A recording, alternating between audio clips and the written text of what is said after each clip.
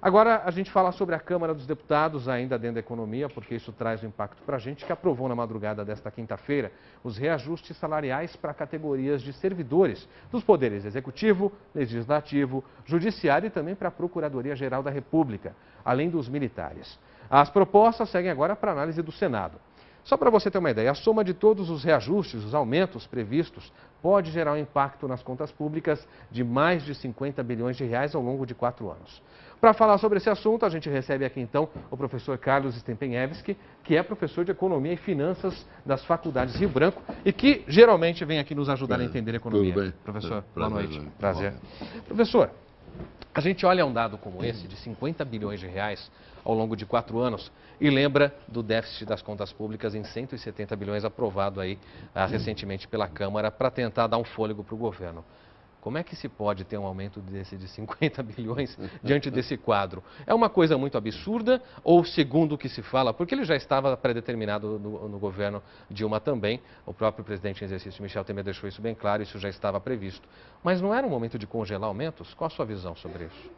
Mais uma vez a gente observa duas coisas. A primeira é que o corporativismo mais uma vez venceu. Isso tinha começado com a antiga presidente e continuou com o presidente em exercício. Isso mostra também que os nossos deputados, de uma forma geral, passam uma ideia de que eles não gostam do Brasil, né? Eles, apesar de representarem teoricamente o povo, acho que eles não gostam do povo, não gostam do país.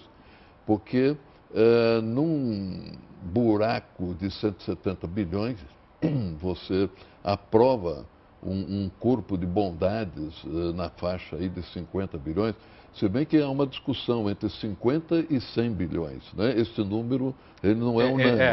Ele ainda é subestimado, né? Há uma faixa relativamente elástica, né? Com relação a esse montante. O governo hoje soltou uma nota dizendo que os 50 bilhões já estavam incluídos nos 170, né?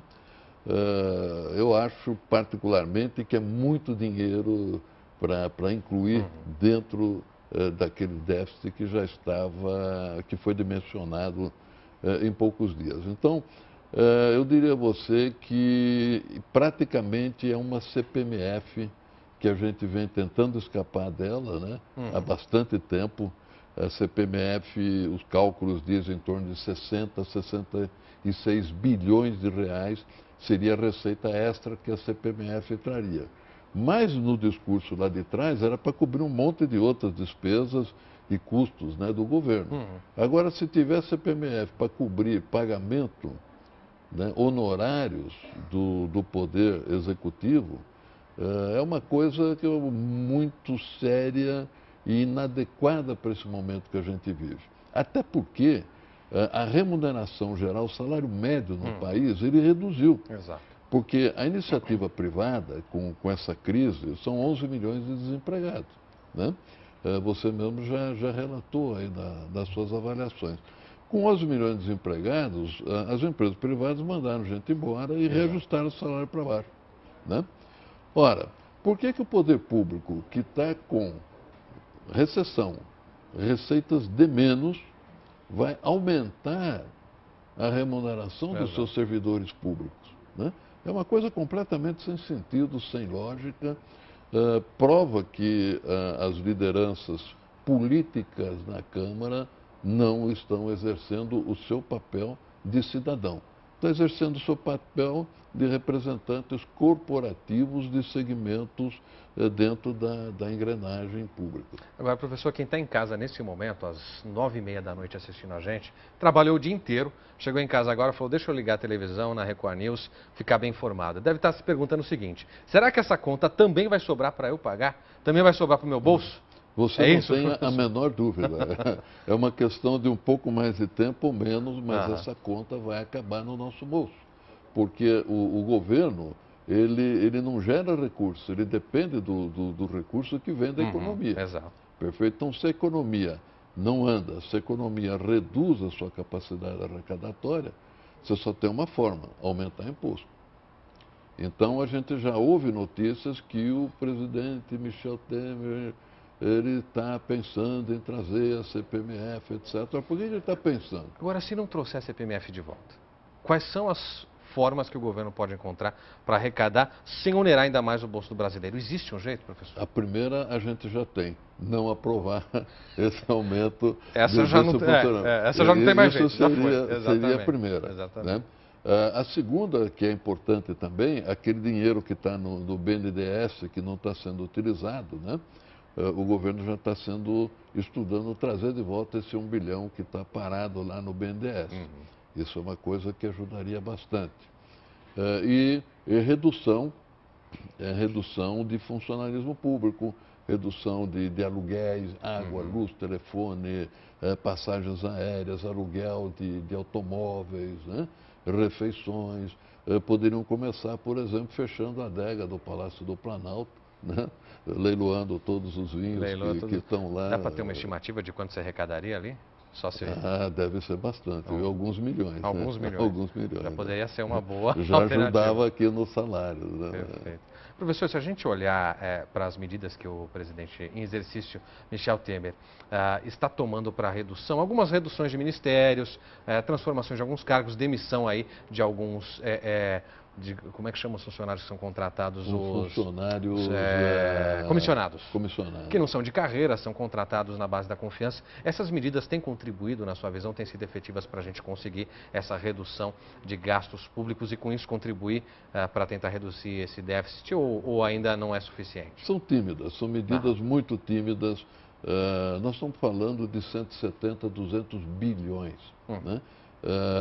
É óbvio que se você reduzir salários, pessoas, etc., você vai economizar 10, 15 milhões. Tudo bem, é importante, é um começo. Mas para você chegar em 170 bilhões é muito dinheiro.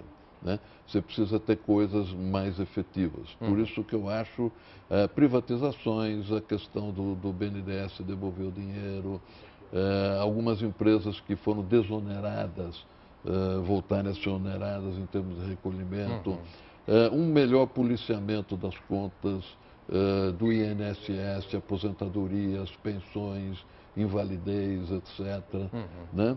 Ou seja, você tem que fazer gerenciamento. Falta ao governo um plano de gestão. Né? Ele tem um plano político, tem um plano de acomodação junto a Senado, junto à Câmara, mas a gente não vê um plano de gestão. A gente vê um ministro da Fazenda olhando o macro, e é correto, ele tem mais do que olhar o macro realmente, mas está faltando algum ministério, ou a Casa Civil, começar com um plano de gestão. Né? Tem que administrar o dia a dia. Perfeito, professor. Obrigado por sua contribuição. Vou te convidar para continuar aqui, porque já durante o intervalo, a gente conversa com o nosso telespectador e internauta que nos acompanha pelo Portal R7. Até já. Obrigado, professor. A você que nos acompanha por meio do Portal R7, eu sigo na conversa com o professor Carlos Stempenevski, que é de Economia e Finanças das Faculdades Rio Branco, está aqui do meu lado. Professor, nós mostramos aqui um quadro a respeito do tímido crescimento da indústria brasileira de 0,1%. É tímido, mas é um crescimento. Dá para se animar com isso? Ou ainda é muito cedo para pensar num crescimento mais expressivo? Para quem é desesperado por boas notícias, né, é uma boa notícia, perfeito? Mas, evidentemente, isso não reverte. Você mesmo mostrou na estatística, nós temos uma redução 9%, 10%. Exato. Né, ao longo de um período de tempo maior. Exato. Então, a indústria tem muito que crescer. A gente teria que crescer 2%, 3% para a gente começar a ficar feliz e começar a comemorar. Né? Isso eu digo sempre que é como quando você vai de bungee jumping, né? Quer dizer, você tem aquela queda, né? E aí você sobe um pouquinho, né? Quer dizer, parece que a gente chegou no fundo do poço, ou muito próximo do fundo do poço, né?